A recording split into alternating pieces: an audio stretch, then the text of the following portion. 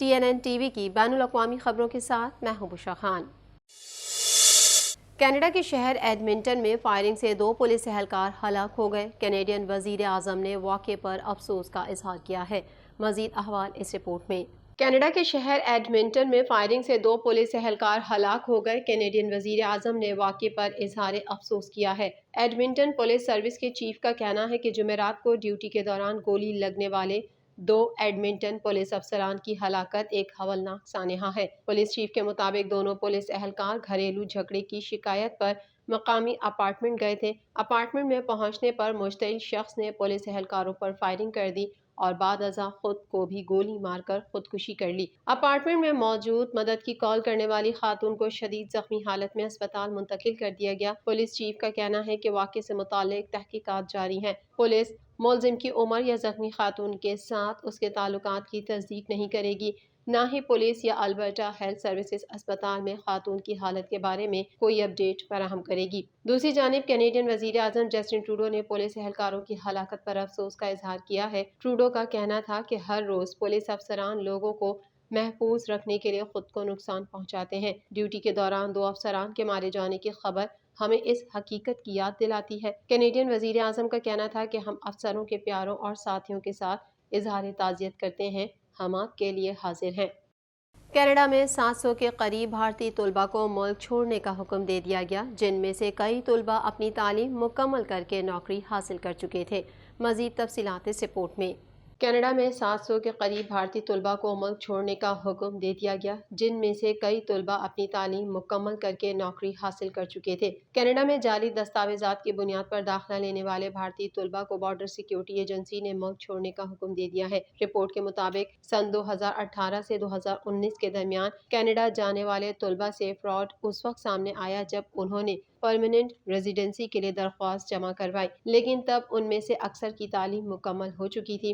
عالمی خبر رساں ایجنسی کے مطابق بھارتی ریاست پنجاب میں قائم نجی ادارے کے ذریعے 700 طلباء نے اسٹڈی ویزے کے لیے اپلائی کیا۔ ادارے نے فی طالب علم 16 لاکھ روپے سے زائد کی رقم لیتے ہوئے ٹورنٹو کے ہمبر انسٹیٹیوٹ نامی نامور کالج میں داخلے کی یقین دہانی کروائی، جس میں داخلے کی فیس بھی شامل تھی۔ امیگریشن حکام نے جب کالج کی جانب سے دیے گئے ایڈمیشن آفر لیٹر کی جانچ پڑتال کی تو معلوم ہوا کہ جعلی خط کی بنیاد پر ویزا جاری کیا تھا۔ ماہرین کے مطابق پہلی مرتبہ اس نوعیت کا اتنا بڑا فراڈ سامنے آیا ہے۔ جالندھر سے تعلق رکھنے والے ایک کنسلٹنٹ نے بتایا کہ طلباء کو جن کالجز کے آفر لیٹر فراہم کیے گئے انہوں نے وہاں سے ڈگری حاصل نہیں کی، انہیں دیگر کالجز میں منتقل کر دیا گیا یا پھر اگلے سیمسٹر تک انتظار کرنے کا کہا، جبکہ ویزے کی درخواست میں کچھ اور معلومات فراہم کی گئی تھیں۔ ماہرین کے مطابق کینیڈا جانے کی خواہش رکھنے والے طلباء کا فائدہ اٹھاتے ہوئے چند ایجنٹس انہیں دھوکہ دہی کے تحت ویزے جاری کروا دیتے ہیں۔ ماہرین کے مطابق پہلی مرتبہ اس نوعیت کا اتنا بڑا فراڈ سامنے آیا ہے۔ رپورٹ کے مطابق طلباء کو جن کالجز کے آفر لیٹر فراہم کیے گئے انہوں نے وہاں سے ڈگری حاصل نہیں کی۔ ماہرین کے مطابق کینیڈا جانے کی خواہش رکھنے والے طلباء کا فائدہ اٹھاتے ہوئے چند ایجنٹس انہیں دھوکہ دہی کے تحت ویزے جاری کروا دیتے ہیں۔ کینیڈا کے نصف سے زائد شہری برطانوی بادشاہت سے تعلقات پر نظر ثانی کے خواہش مند ہیں۔ مزید احوال اس رپورٹ میں۔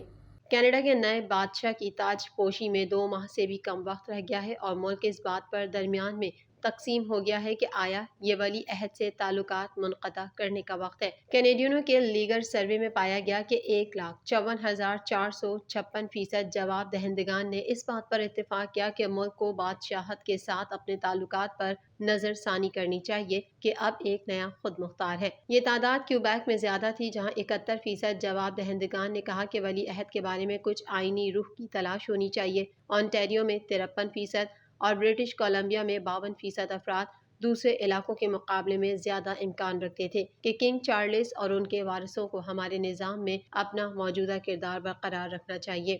بارباڈوس نے 2021 میں بادشاہت کے ساتھ اپنے تعلقات کو ختم کر دیا اور ایک جمہوری ملک بن گیا تھا، ایک ایسا فیصلہ جس نے دولت مشترکہ کے دیگر شعبوں میں شاہی مخالفوں کو امید دی۔ ماہرین کا کہنا ہے کہ اس طرح کا اقدام کینیڈا میں اتنی آسانی سے نہیں ہو سکتا تھا۔ کینیڈا کا آئین اس سوال پر اتفاق رائے کا مطالبہ کرتا ہے جس کے لیے ہاؤس آف کامنز، سینیٹ اور تمام 10 صوبوں کو ایک مختلف نظام پر متفق ہونا پڑے گا۔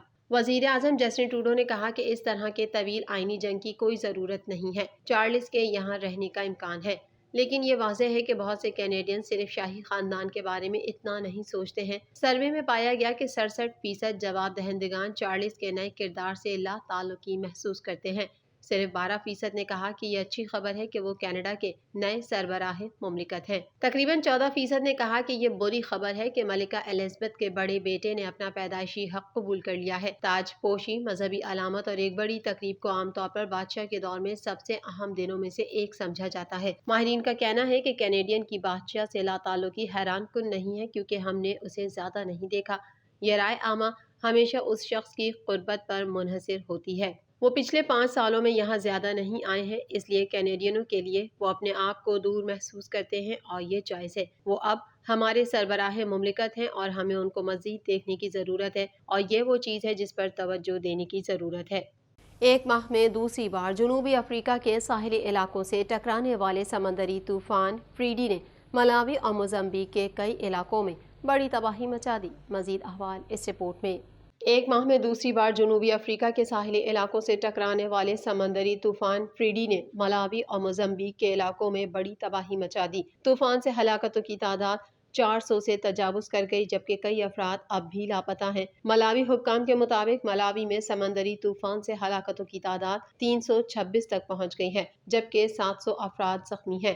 دوسری جانب موزمبیق میں اموات کی تعداد 53 ہے جبکہ مڈغاسکر میں 27 افراد ہلاک ہو گئے۔ حکام نے ہلاکتوں میں مزید اضافے کا امکان ظاہر کیا ہے۔ ملاوی میں متاثرہ علاقوں کو آفت زدہ قرار دے دیا گیا ہے۔ غیر ملکی خبر رساں ادارے کے مطابق افریقی ممالک ملاوی اور موزمبیق میں سمندری طوفان فریڈی سے ہلاکتوں کی تعداد میں اضافہ ہوا۔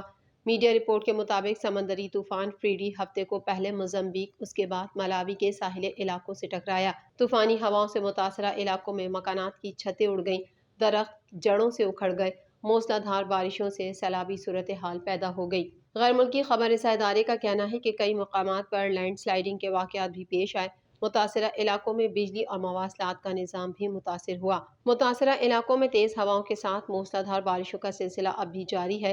حکام نے ہلاکتوں میں مزید اضافے کا خدشہ ظاہر کرتے ہوئے متاثرہ علاقوں کو آفت زدہ قرار دے دیا ہے۔ ورلڈ میٹرولوجیکل آرگنائزیشن کے مطابق فریڈی جنوبی نصف کرہ میں ریکارڈ کیے گئے سب سے مضبوط طوفانوں میں سے ایک ہے۔ متاثرہ علاقوں میں تیز ہواؤں کے ساتھ موسلا دھار بارشوں کا سلسلہ اب بھی جاری ہے۔ سمندری طوفان فریڈی گزشتہ ماہ بھی موزمبیق، ملاوی اور مڈغاسکر سے ٹکرایا تھا۔